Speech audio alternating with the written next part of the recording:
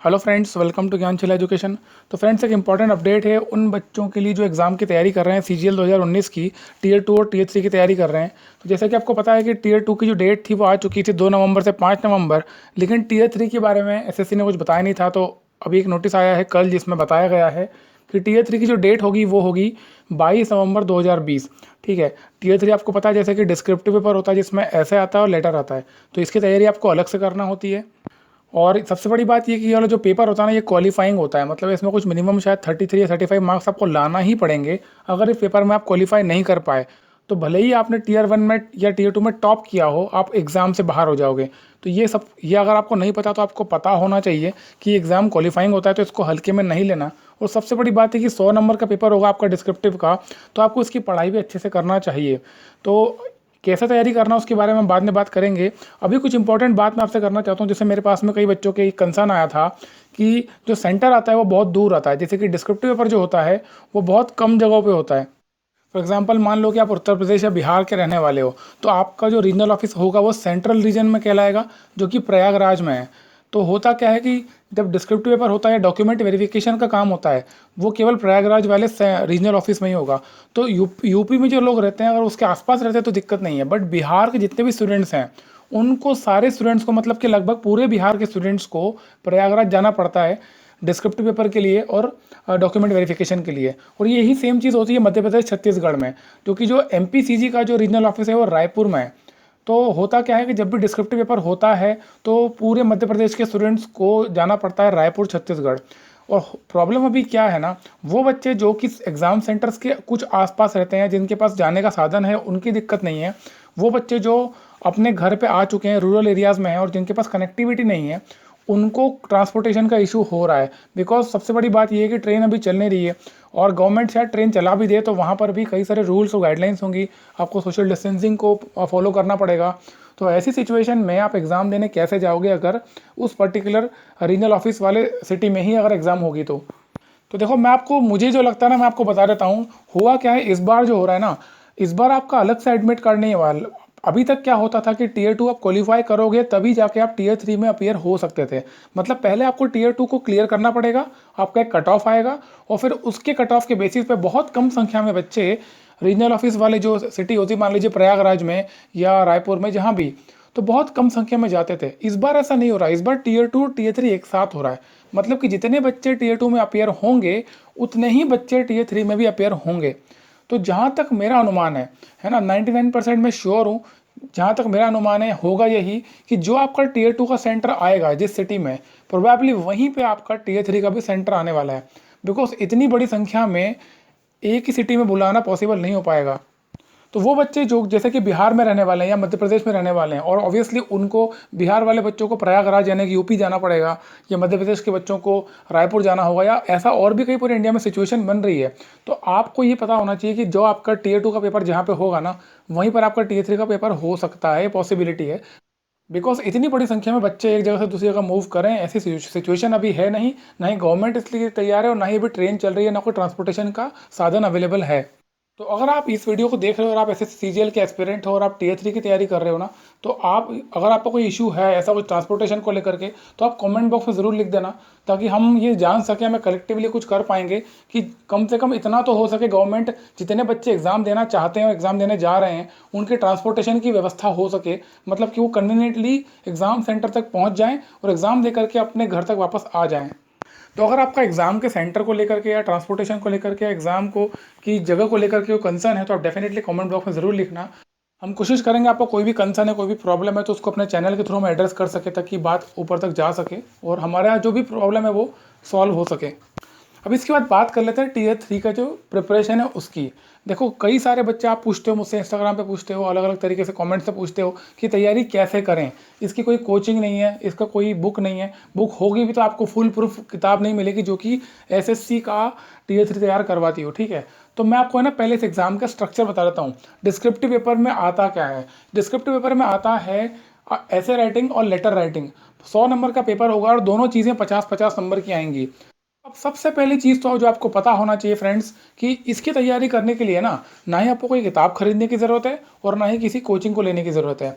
Because अगर आप देखोगे ना, ऐसे के जो टॉपिक्स होते हैं, अगर हम ऐसे की बात करें तो ऐसे के जो टॉपिक्स हैं ना, जब से ये ऑनलाइन शुरू हुआ, डिस्क्रिप्टिव हुआ है 2016 से, उस वहाँ से उठाकर अभी तक देखोगे तो टॉपिक्स बड़े रैंडम होते हैं। टॉपिक ऐसे होते हैं जो कि आप एक्सपेक्ट नहीं कर सकते।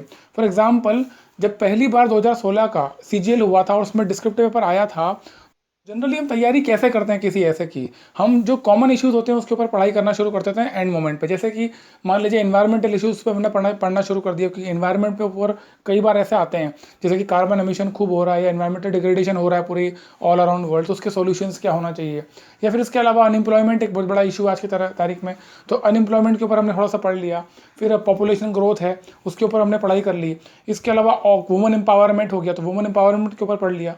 इसके अलावा जितने भी गवर्नमेंट स्कीम्स हैं वो सब हमको पता होना चाहिए, बिकॉज गवर्नमेंट स्कीम्स के बारे में अगर आप जानते हो और उन चीज़ों को अगर अपने ऐसे में आप मेंशन करते हो तो ये देखने में लगता है कि आप काफ़ी अवेयर हो, आप जानते हो कि जिस देश में आप रहते हो उसकी सरकार में क्या क्या योजनाएं चल रही है वो आपको पता है। तो गवर्नमेंट स्कीम्स आप पढ़ोगे बहुत सारी।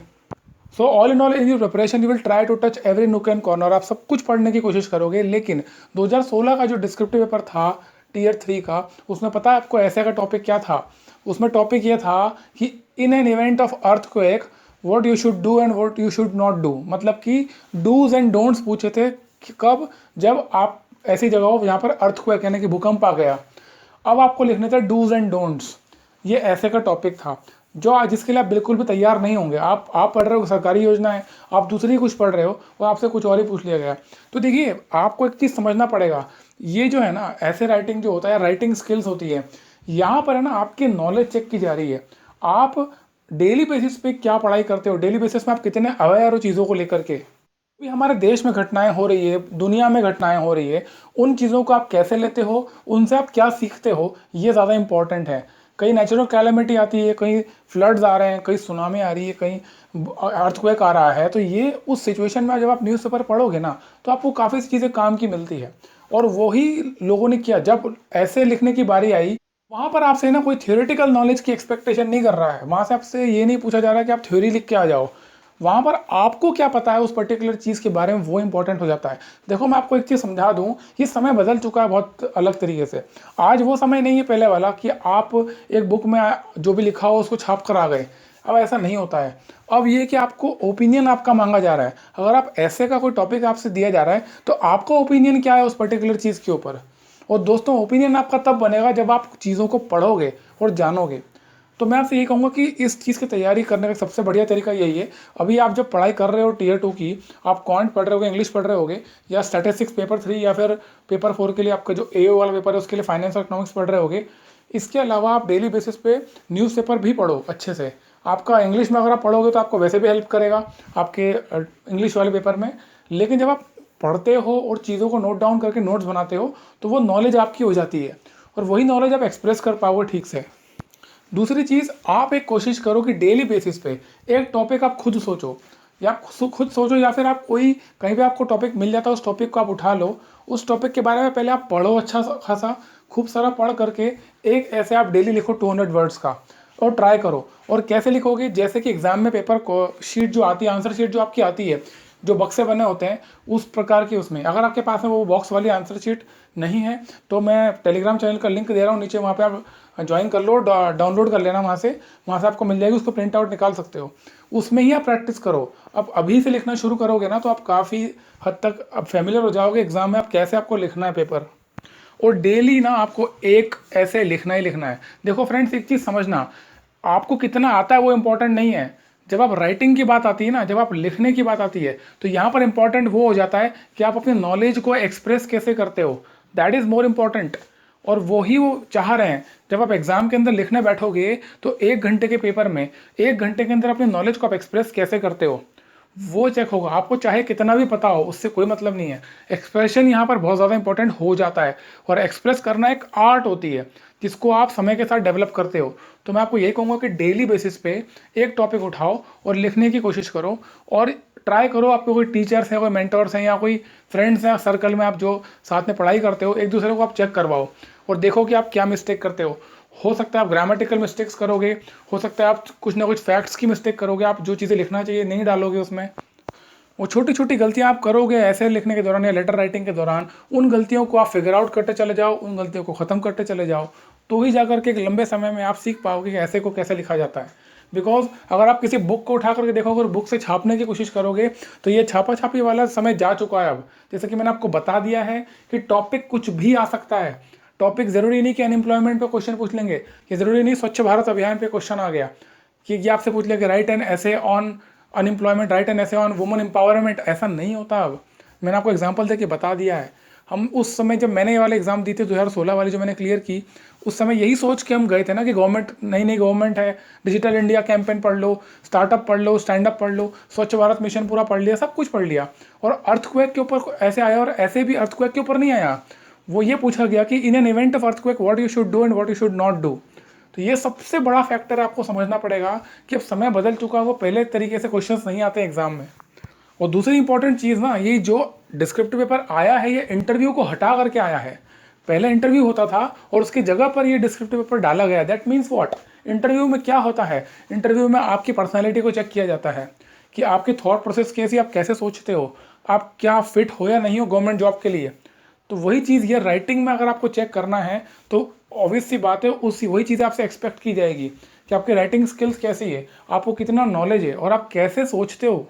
मतलब कि आप जब नॉलेज कलेक्ट करते हो अपने माइंड में तो उसको आप एक्सप्रेस कैसे करते हो। तो मेरी आपको यही एडवाइस है कि you should start writing from today only. आप आज से ही एक एसे और एक लेटर डेली बेसिस पे लिखना शुरू कर दो। आपको कितना आता है कितना नहीं आता है वो मैटर नहीं करता है। किसी नॉलेज को एक्सप्रेस करना एक आर्ट होती है और उसमें भी हमें पारंगत होना है। और जितना समय हमारे पास में है, अभी अगस्त खत्म होने वाला है, सितंबर, अक्टूबर और नवंबर आज से मतलब 2.5 महीने लगभग आप देखेंगे 75 डेज आर गुड इनफ।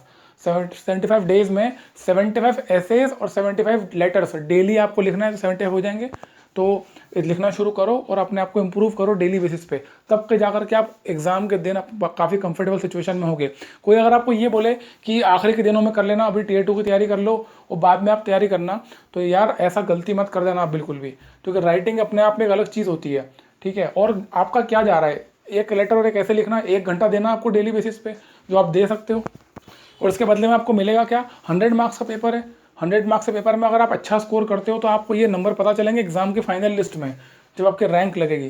ठीक है, तो अभी से स्टार्ट करो और किसी की ज़रूरत नहीं है, कोई कोर्स लेने की ज़रूरत नहीं है, कोई बुक खरीदने की ज़रूरत नहीं है। न्यूज़पेपर आता है आपके पास, न्यूज़पेपर में काफ़ी आपको नॉलेज मिलती है, न्यूज़ आपको देखने को मिलती है। डीडी न्यूज़ देखो, अगर देखना है तो यूट्यूब पर राज्यसभा टीवी लगाओ, वहाँ पर आपको काफ़ी डिबेट्स मिलती है। आपको जो चीज़ पे आपको ऐसे लिखना है उसका सर्च करो, पहले उसका डिबेट देखो, उसके बारे में पढ़ो, फिर ऐसे लिखो। ठीक है, तो काफ़ी हद तक आप इम्प्रूव कर जाओगे इसमें। इसके अलावा और भी बच्चों के डाउट्स हैं कि एग्ज़ाम की डेट को लेकर के कि क्या एग्ज़ाम वापस से पोस्टपोन हो सकती है, क्योंकि जैसा कि अभी हम देख रहे हैं कि IIT JEE का एग्ज़ाम होने वाला है 1 सितंबर से, और नीट का एग्ज़ाम होने वाला है, और इसमें लाखों की तादाद में बच्चे अपियर हो रहे हैं। बट अगर आप देखोगे ना न्यूज़ में, तो आपको पूरा देश ही 2 हिस्सों में बटा हुआ दिखता है। और प्रोमिनेंट लोग जैसे कि आप सुब्रमण्यम स्वामी हैं जो गवर्नमेंट के अंदर से ही हैं, या सोनू सूद है बॉलीवुड से, या अलग अलग स्फीयर से, दिल्ली के जो डिप्टी CM हैं मनीष सिसोदिया जो एजुकेशन मिनिस्टर हैं, उन्होंने भी अगेंस्ट इसके जो मना कर रहे हैं कि एग्ज़ाम अभी नहीं होना चाहिए, बिकॉज अभी ये खतरनाक है बच्चों को इकट्ठा करना, बिकॉज एक भीड़ इकट्ठी होती है एग्ज़ाम सेंटर पे। और इसके अलावा बहुत सारे राज्यों के जो चीफ मिनिस्टर्स हैं उन्होंने भी इसका विरोध किया है। उन्होंने भी अपील की है सेंट्रल गवर्नमेंट से कि एग्ज़ाम को पोस्टपोन किया जाए, और गवर्नमेंट कह रही है कि एग्ज़ाम होना चाहिए। ठीक है, तो यहाँ पर सिचुएशन थोड़ा सा हमारे मन में असमंजस आता है कि यार अब पता नहीं क्या होगा, अगर ये एग्ज़ाम पोस्टपोन हो रही तो हमारी एग्ज़ाम तो पोस्टपोन नहीं होगी। तो देखो, जहाँ तक मैं आपको बताऊँ, CHSL जो 2019 वाला जो Tier 1 रह गया था मार्च में, वो अक्टूबर में होने वाला है। तो पॉसिबली तब तक तो सिचुएशन थोड़ी नॉर्मल होना चाहिए और एग्ज़ाम शायद टाइम पे ही होगी आपकी। और रहा सवाल है नीट और जेई वाला इशू, देखो क्या होता है ना, ये लिंक्ड है हमसे। अगर नीट और जेई की अगर पोस्टपोन होती है, कुछ होता है, तो डेफिनेटली इसका इम्पैक्ट आने वाली दूसरी एग्जाम्स पे पड़ेगा ही। बिकॉज अगर नीट और जेई एग्जाम कंडक्ट कराने के लिए स्टेट गवर्नमेंट्स मना कर रही है, तो ऑब्वियसली स्टेट गवर्नमेंट ही एग्जाम कंडक्ट कराने में हेल्प करवाती है। जैसे कि अगर आपके SSC CGL का Tier 2 होता है तो वो किसी स्टेट के अंदर ही होगा, और स्टेट की पुलिस को सिक्योरिटी प्रोवाइड करना होती है, स्टेट को ही अरेंज करना होता है। दूसरे जो छोटे छोटे ट्रांसपोर्टेशन रहते हैं वो भी स्टेट को करवाने पड़ते हैं, जैसे कि बसेस हो गई या जो लोकल लेवल पे जो होता है। तो अगर स्टेट गवर्नमेंट अगर कोऑपरेट नहीं करेगी तो ये थोड़ा सा इशू क्रिएट कर सकते हैं। बट जहाँ तक मुझे लगता है कि SSC की जितनी एग्जाम्स है वो अक्टूबर नवंबर में हो रही है, तो मुझे लगता है कि वो एग्जाम्स हो ही जाएगी टाइम पे। एज अ स्टूडेंट मैं आप लोगों से यही चीज़ कहूँगा कि देखिए आप, होता क्या है ना, सिचुएशन पहली बार पूरी दुनिया में सबके साथ हो रही है। ऐसा कोई भी नहीं जिसने ये समय पहले देखा था, क्योंकि ऐसा समय आज से 100 साल पहले आया था। तो आप है ना, आप जो भी आपका टेम्परामेंट है उसको लूज़ मत करो, क्योंकि बीइंग अ स्टूडेंट मैं समझ सकता हूँ आपको, आपके ऊपर क्या गुजर रही है। जब आपका करियर जुड़ा होता है किसी एग्जाम से और एग्जाम बार बार पोस्टपोन्ड होती है, तो कहीं ना कहीं हमारा मनोबल टूटता है और हमको लगता है यार हम पता नहीं एग्जाम कब होगी, यार होगी कि नहीं होगी। और एक बार एग्जाम हो जाए ना तो काफ़ी हद तक हम फ्री हो जाते हैं, बिकॉज हमने हमारे एंड पे जितनी मेहनत करनी थी हमने कर ली, और हमने हमारा हमारा जो भी आउटपुट था ना देना था दे दिया। अब वो एवेल्यूशन करने वाले जाने उनको क्या देना है, ठीक है। तो कहीं ना कहीं बर्डन तो रहता ही, ऑब्वियसली मैं समझ सकता हूँ उस चीज़ को, बट मैं आपसे ये कहूँगा यार कि इसको भी एक एग्जाम की तरह ही लो आप। लाइफ है ना, लाइफ आपकी एग्जाम लेती रहती है हर समय। तो हमें क्या करना चाहिए, हमें हर चीज़ को एग्जाम की तरह लेना चाहिए। हमें जो एग्जाम देनी है, अगर हमारा वो फाइनल गोल है, हमें अगर एसएससी सीजीएल क्रैक करना है अच्छे नंबर के साथ में, और हमारा वो फाइनल गोल है, तो मैं आपसे यही रिक्वेस्ट करूँगा कि आप उसके लिए लगातार लगे रहो जब तक एग्जाम ना हो। आप अपने आप को ब्रेक मत देना बीच में, क्योंकि सिचुएशन जो हो रही है ना वो आपके अकेले के साथ नहीं आ रही, वो सबके साथ हो रहा है, ठीक है। पर ऐसी सिचुएशन में भी कौन अपना टेम्परामेंट लूज ना करके अपने आप को बनाए रखता है कंपटीशन में, अपने आप को मेंटेन रखता है, उसी उसी इंटेंसिटी के साथ पढ़ाई करता रहता है, दैट इज़ मोर इंपॉर्टेंट। सो मेरी रिक्वेस्ट आपसे यही है कि जो भी आपका शेड्यूल है, जो भी आप पढ़ते हो डेली बेसिस पे, वो पढ़ते रहना जब तक कि एग्ज़ाम ना हो जाए, चाहे सिचुएशन कुछ भी हो, चाहे एग्ज़ाम कभी भी हो, ठीक है। और उम्मीद तो यही करते हैं हम कि एग्ज़ाम टाइम पे हो जाए, ताकि हमारा एक बर्डन ख़त्म हो और हम एक स्टेप आगे बढ़ें लाइफ में। तो इस वीडियो में इतना ही था। उम्मीद करता हूँ आपके सारे इश्यूज़ को मैंने एड्रेस किया है इस वीडियो के अंदर। कोई भी डाउट हो, कुछ पूछना चाहते हो तो कमेंट बॉक्स में ज़रूर लिख देना। वीडियो को लाइक कर देना, चैनल को सब्सक्राइब कर देना। Thank you so much.